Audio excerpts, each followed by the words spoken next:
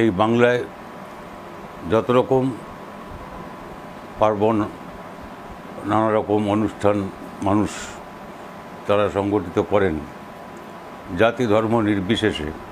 এই কদিন আগে আমরা ঈদ পেরিয়ে এসেছি, আর আগামী বুধবার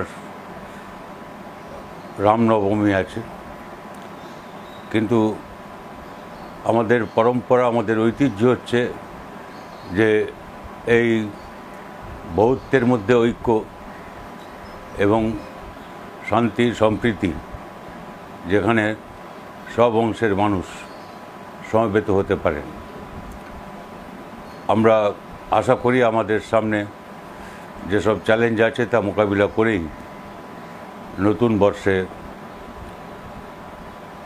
বাংলা মানুষ তারা নতুন ইতিহাস তৈরি করবেন। আমাদের সবাইকে শুভেচ্ছা জানাচ্ছি।